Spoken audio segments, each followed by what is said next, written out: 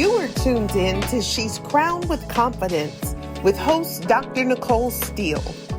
This Power Pack podcast was designed to remind listeners of who and whose they are and to encourage, equip, and empower them to regain their confidence and reclaim their crown. Are you ready to fully embrace what makes you uniquely you?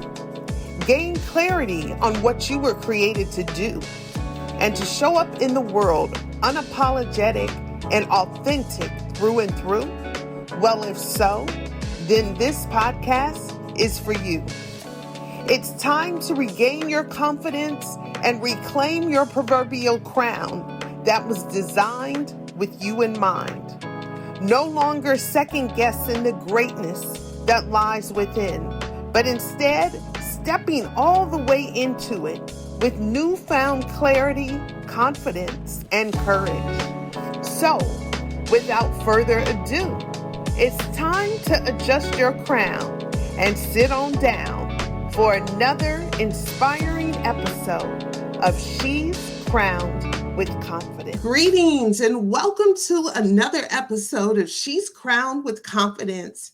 I'm your host, Dr. Nicole Steele, the confidence coach, and I am, as always, so delighted to share this platform with phenomenal women who are coming on board and willing to share their truth when it comes to confidence. And so my special guest today is none other than Miss Juanita Gaynor.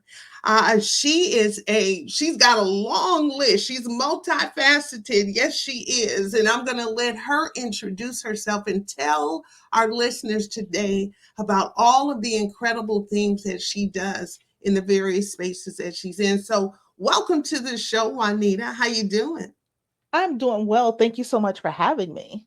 Yes. So can you tell our listeners, I know, because I've been able to read your bio. I know you're a successful entrepreneur, a best-selling author, multifaceted in many ways, but can you tell from your heart, tell our listeners a little bit about yourself? Okay, thank you so much. Yes, I have several businesses. I'm an author, but what is core to my heart is helping women entrepreneurs and those are in their business journey or in their career journey, facing their fears about success and money. It's Yeah. getting to the trauma of that as someone who is a reformed, what I call traumapreneur. We Mm. as women don't reach our fullest potential because we see money and we see success as a barrier. Something traumatic happened to us. And I help women identify what that is and then move into their purpose, whether it's their current business or a whole new business that they have to do. But that's what I do. Oh, that is so good because I am one that's a big believer of purpose and destiny. And I believe wholeheartedly that every single one of us is created with a divine purpose from our Creator, that He has a plan, a purpose. He's gifted us with unique gifts and talents. But you've hit it right on the money. Fear is something that robs most people of not only their confidence, but of their joy and definitely of that destiny and purpose for their life. So I love the fact that you walk with people and you help them identify and drill down what those triggers are that might be holding them back. And Yes. so when you think about even your journey, are you willing to share your personal journey? Are you in this space because you know a little something about it or Yeah. what? Oh, when I tell people, I am a living example of everything that I walk with people through. Mhm. It wasn't until I identified what my trauma was that I was able to surpass that because I couldn't understand. It's like my event management company will be 30 years old next year. Wow. However, once I went into my healing and identified what the trauma was about why, even though as successful it wasn't what it could be. I Mhm. realized that one, someone when we think about money, as a child who was abused or as the oldest child, your money is never your own.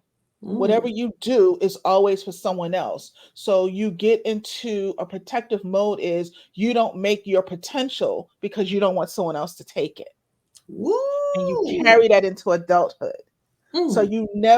you never go beyond the ceiling. We've created trauma has created the ceiling for us Wow.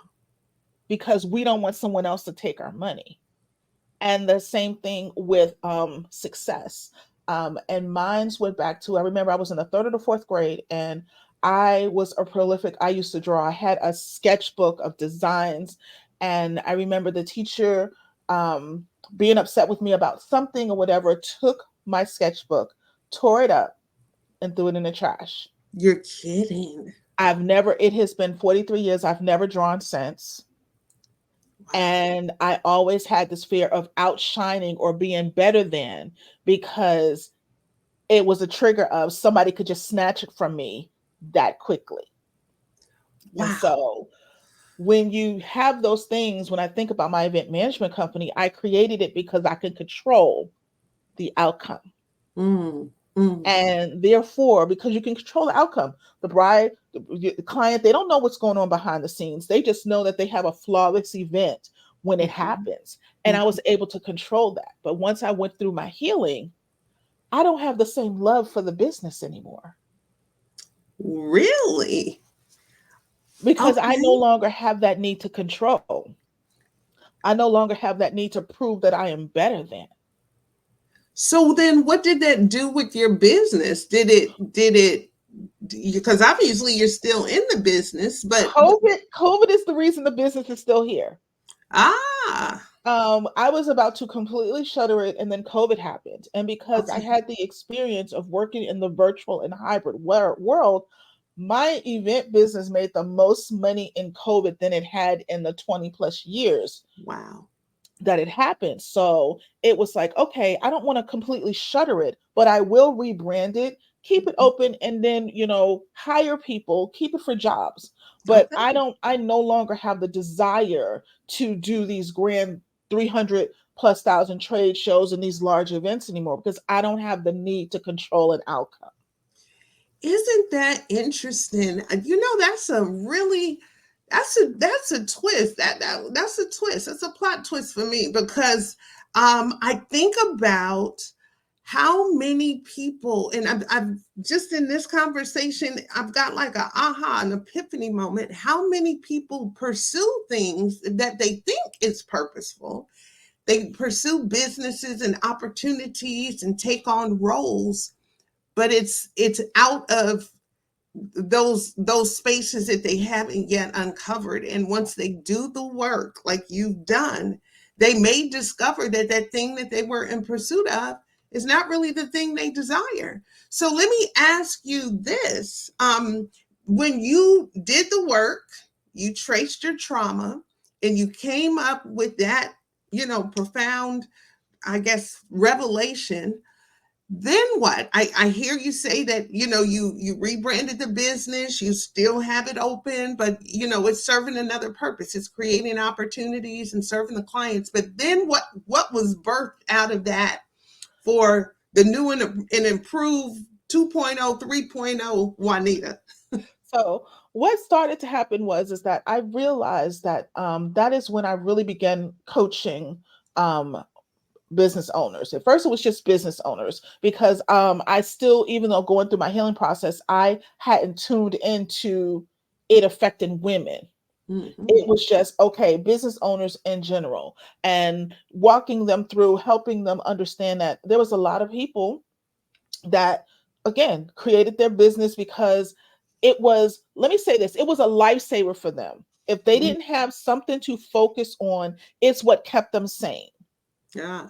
It's what was the covering because again, we don't talk about mental health, we don't talk about therapy. So Mm-hmm. some of these projects and businesses that people open is literally saving their lives Mm. and keeping them, some of them, to a point until they really can have the foundation to go through that process. For some of these jobs is the insurance for them to go to Right. therapy or the Right. finances. Mm-hmm. And so as I'm walking through, the clients, I'm realizing that this was becoming more prolific with women. Now, I'm going to be honest, I didn't start working with women exclusively because I still had trauma surrounding women.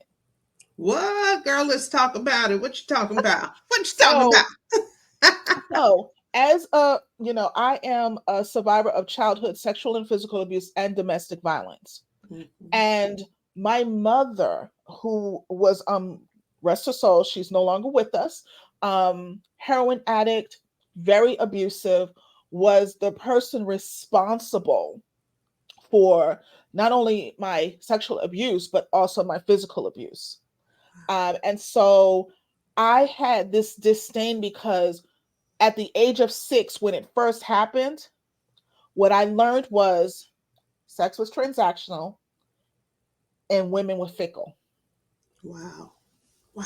And so until I deep dived, and as I work with clients now, I said, when you have an issue with your mother or a woman, any woman, if you can't get along, I want you to identify the first woman that broke your heart. Mm. Mm. And until you identify, work through that, and heal that, you will never be in the space to be able to service women. Mm. You look around at some of the coaches, whatever, and you think, well, they just don't like. That's because they haven't resolved the trauma of the first woman that broke their heart. Wow. And this is male and female. Mm. So once I was able to identify that and realize that even though she had this, created this trauma, she was working with what she could. Yeah. Yeah. And now that I knew that, I had to, and was not only knew that, but through counseling, they helped me understand that I was justified in feeling like that. That's the Mm. benefit of counseling. Yeah. Yeah. And I realized that I was able to heal that little girl and then now grow up and help other women not have to go through the lifetime I went through to come to that same realization. Wow. You said a whole mouthful. So people who tune into this show, they hear it and they're going to hear it ad nauseum because I say it over and over again. There is no shame in getting the help that you need. So if that's a counselor, if that is a coach, if that is a consultant, if that is an accountability partner, if that is a physical doctor to help you, because some people, have to have medication and things like that. There are so many factors, but the longer that we put our heads in the sand or run from our own reality, the longer everybody pays that price. So I think about the clients that you have been able to set free through your healing journey, you being on the other side, and now you're using all of that pain for purpose to help others. But imagine you keeping your head in the sand. Where would those people who've been Yeah. called to you, and you just think about the multiplication of that. You said something else, and when you talk about women in particular, and some of the wounds and how they show up, I'm reminded, because I work with ladies leaders and little girls in different spaces. I'm always big at just crushing that myth that says that when women get together, they can't function. That it's going to be Right. mess, it's going to be drama, it's going to be cattiness, it's going to be jealousness. I'm a firm believer that doesn't have to be the case if Right. people do their work. You know what I mean? And so Exactly. I'm about that no drama life, in my personal spaces. But I think that it's beautiful that you so articulated it that everybody has a little child inside, a little girl, little boy inside, and really being able to help that little child within heal, because Yep. life circumstances, God rest your mother's soul, you know she did what she did with what she had. Nobody will ever really understand her viewpoint but her. No, But right. good for you for saying, despite all of that pain, all of that trauma, all of those things that happened to you, that you're able to drill down deep and rise from all of those ashes and make it something beautiful. Yeah. So, when you think about some of the clients that you come in contact with, can you tell me, maybe not with a name if you don't feel comfortable, but can you give me a success story of two of one of the clients that really got that breakthrough in walking with you? Oh, absolutely. I already have pseudonyms for most of my clients, so we're good. So we're gonna call this one Susan. Um, Okay. Susan was a 65-year-old woman Okay. who had a traumatic event with one of her children and decided that the life she was living and how she was living, she had to do something different. And she was referred to me from a friend of hers that heard me speak on a panel or, a radio, I think Blog Talk Radio. So you can imagine when this was. Mm-hmm. And, sent her over to me and um, having a great conversation. Now, I'm going to be honest. What I do is I have an exhaustive intake. And if I feel that regular doctor therapy is needed, I'm going to make you get it because I work in conjunction with a therapist. Like Yes. I'll send the therapist over. This is what I'm thinking about working with them with. And they'll tell me, yeah, they're not ready for that. Mm. So if you don't want to work with me, if you don't want to see a therapist, I am not the person Not for the you one. because it is kind of mandatory because it goes hand in hand. Good for you. Yeah. So we were just going through like really deep city issues, and one of the things was that she never told her children that she was abused as a child. And so that was the reason of her lashing out. That was the reason of her not really lashing out. It was she was what I call a helicopter parent. The Mm. children couldn't breathe. They couldn't do nothing. She was so scared that something would happen to them. She inflicted the trauma on them that she of the protection she was trying to do. And once she understood that, because she used to just think she was just a bad mom, she says, I sent my children into therapy protecting them, but that's not what I was trying to do. Mm. And, we did deep diving. We did why every job she had, worked at, while successful, she could never move up in the ranks. Why anything she had worked on could never fail, because at the end of the day, she didn't feel worthy of Mm. doing so. So, about a year, and I'm that's what and I think people think this is a wham bam easy thing. This was a year process, you know. So once we get her to what I call the graduation day, Mm-hmm. her daughter reached out to me. And again, her daughter wasn't upset by it, but she says, I am so jealous of the grandmother my daughter now has. Wow. She says, because I don't recognize this person. And she was like, and that's a good thing. Yeah. Yeah. Because see, as parents now, I don't have any children, but what I notice that most parents do is they don't share their hardships with the children. They try to make sure everything is peachy keen and nothing is wrong and whatever. And that's the worst thing that you can do, because Mm-hmm. what happens is that the children go through life thinking that everything just magically happens and that mommy and daddy don't hurt and auntie and them and grandma and them don't hurt. Mm-hmm. Remember, we used to sit at the feet of our grandparents and they used to tell us these stories. Yeah. We have to get back to those Back to and do it in child appropriate, age appropriate ways. that part right there. That wisdom of the when. Yeah. When do I and how do I share that? Because on the other side, we see, again, I'm sure you know quite well, people who overshare and they end up traumatizing on the other end and building fear up in their children because of all of the things, because they've disclosed too much too soon. So I love the fact that you said, appropriate. Yeah. uh, And we overshare because we don't have people that we trust to have those discussions. And yeah, so therefore you feel that your child is the person you can trust and that can keep that secret. And that's not the case. We right. overshare because the person we thought we could overshare to is the one that put the business out there. Mm-hmm. Mm-hmm. So that burden ends up happening on the child. Yeah.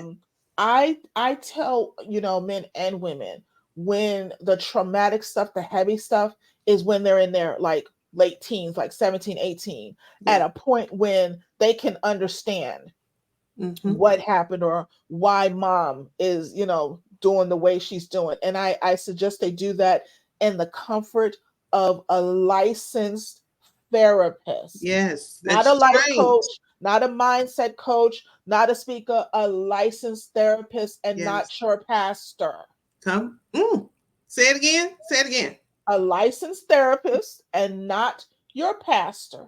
Unless your pastor is a licensed therapist. Nope, Oh, nope, nope. even if your It's pastor's a a licensed. conflict of interest. Oh, say more. Say more. So when I Mm. say when your pastor Hmm. is charged with your spiritual well-being. Okay. It doesn't matter that they're licensed to handle other people. But when they're in that pulpit, they have been charged by God of your spiritual well-being. Wow. If So your you pastor is a recommend. cardiologist or a heart surgeon, they're not going to assign that person to you because what? It is a conflict of Of interest. interest. And Mm. we have to treat that the same in the mental space. Oh, that is. It makes total sense. This is the first time I've heard somebody articulate it like that, and it makes all the sense in the world. Separate the two. And then, two, if you're not licensed, Mm-hmm. think about the emotional burden that puts on your pastor who is not equipped to handle that. It's not fair. It's Yeah. not fair because now they don't have anyone to talk to. Look at how some of these pastors are just unfortunately committing suicide or, doing other things. They have been burdened by things that they were not called to handle. Not to carry. And Mm, the enemy takes advantage of that. mm, He takes advantage of, causing wreaking havoc in the spiritual leader's life.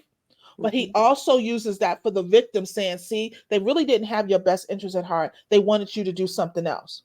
Wow. So, not only a licensed person, someone who doesn't know you, someone whose only primary goal is your mental health benefit overall. You are dropping all kinds of gems in here. That is so important. Being able, because naturally as individuals, if someone is coming to you and they've been walking with you and you know them, it's hard to do that separation. It is important to create that village of support Yep. around us with these people with different skills who serve in different areas of our life. Yep. Wow. Wow. So back to the client that we're going to call Susan. Susan. You talked about her daughter, and her, I appreciate the fact that she felt comfortable enough with you to really say, because I've heard people say that before. I'm jealous of the grandparent, when the parents, they do their best to the best of their ability, they do Yeah. what they can do until they know how to do better. Yeah. And sometimes they get an opportunity with that grandchild or those great grandchildren to Yeah. show up a healthier person, a kinder person, a more well balanced person. So, just out of curiosity, that adult daughter, did she, and you may or may not know this, but did she begin to do her work so that Well, that she, cycle could stop? yeah, she did. Okay, Because I'm gonna be honest, if for those children or adult children that are willing to participate, I do bring them into the process that's awesome. That is because awesome. they have to see what this person went through and why certain decisions were made. Mm-hmm. Mm-hmm. And so when they understand that, things begin to click.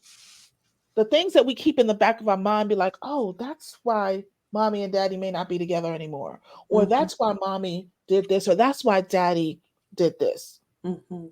And because they wasn't trying to hurt me, I need to talk to somebody to unpack how it made me feel, Yeah. how it made me act, so that I can be a better parent for my child now instead of waiting until I'm the grandparent Come to on. be better. That's right. That's right. So she has started her journey. It has been some years. She's enjoying mom in the sense of I can't enjoy it as a little kid, but I can enjoy mom, this healthy, healed mom, as an adult. Yeah, And the conversations are just were just awesome. Things that's that they talked about, things that mom shared about life, and just what she went through, and and so it's just like I don't want to do those things. mm-hmm. So I going through the therapy, I'm identifying with the daughter going through. She realized that the business that she started, she did it to spite her mother.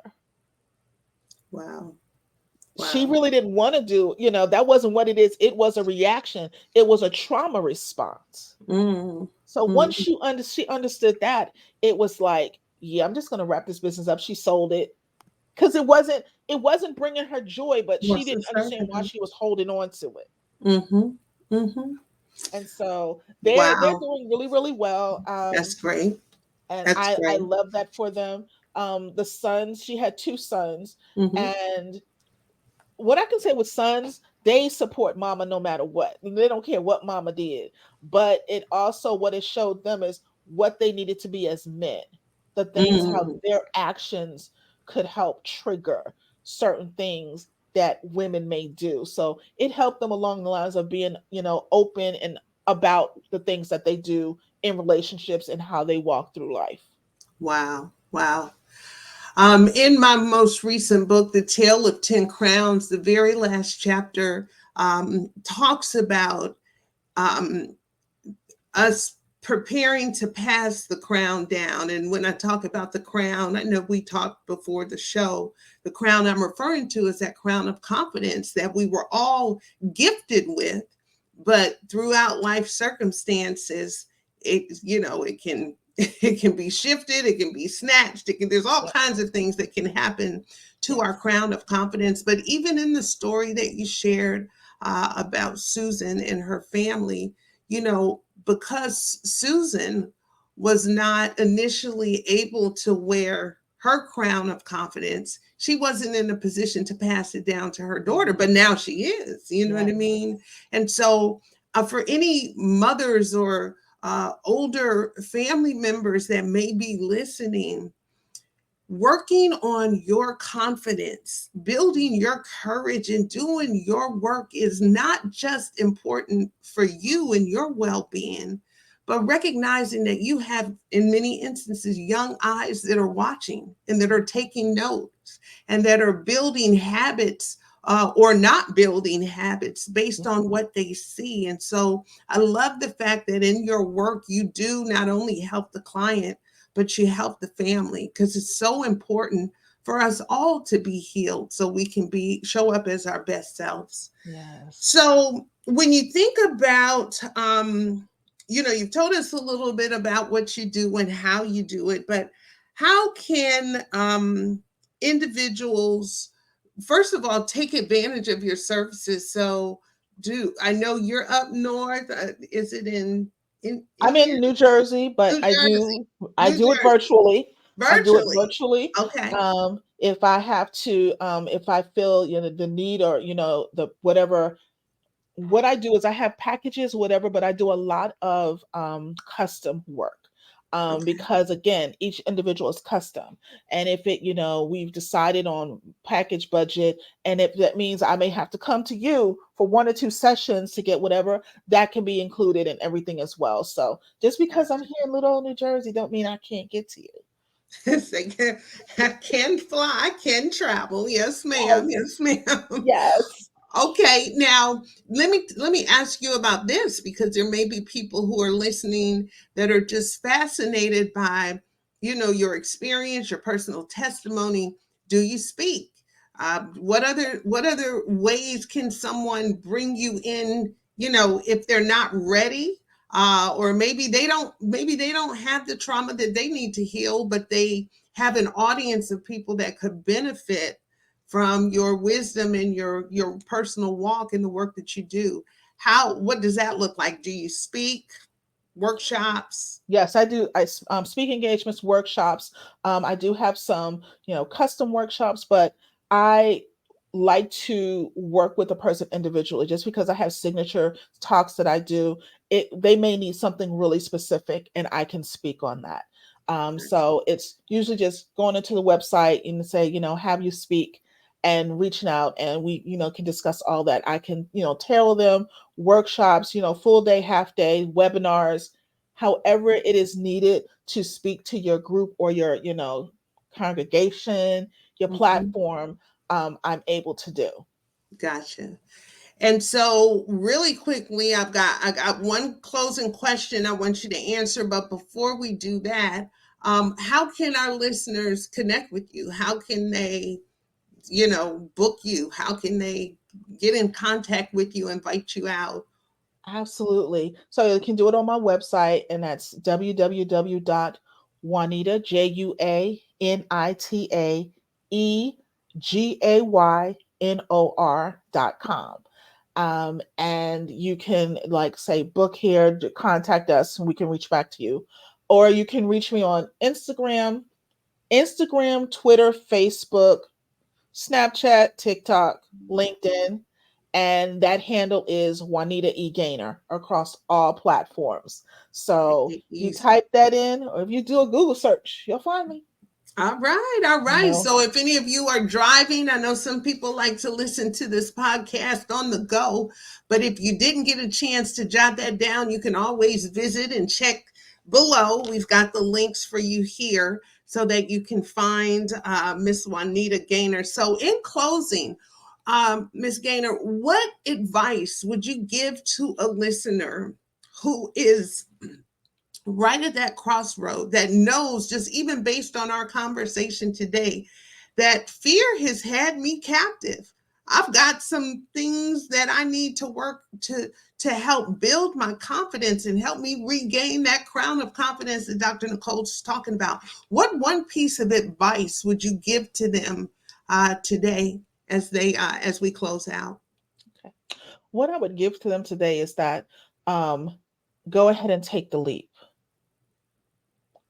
Fear is sometimes necessary to protect you, but it's not necessary to keep you. So take the leap. You'll be glad that you did. And that fear that you're holding on to so dearly, when you take that leap, it's going to be that cushion to allow you to fall into your purpose. All right. Drop the mic. Well, thank you very much for joining me. We are so thrilled. If this message, this confidence cast today has been a blessing, let us hear from you. Drop some comments, share it. That share and that like button is really important. Share it with somebody who it might be a blessing to as well. And as always, if you've not picked up your own personal copy of She's Crowned, The Tale of 10 Crowns, you can go ahead and get that on my website, therealnicolesteele.com, or She's Crowned with Confidence. And then, of course, if you are looking for confidence coaching, if you're looking for a community for you, I like to describe it as a tribe that shares your vibe. You can always join us over in the Beyond Brilliant Network and all the things, but you can find them down below.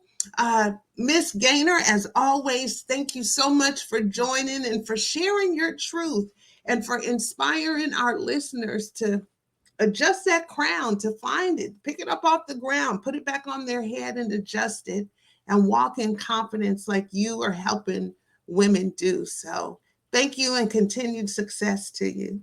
Thank you for having me. All right. Until next time. Until next time. Yep. Bye-bye. Bye. Thank you for tuning in to She's Crowned with Confidence with Dr. Nicole Steele, the Confidence Coach.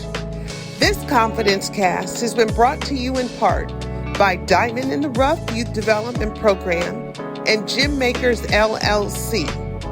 For more information on this podcast, previous episodes, programs, or products, simply visit she'scrownedwithconfidence.com or therealnicolesteele.com. You can also follow us on Facebook and Instagram at The Real Nicole Steele. Thank you.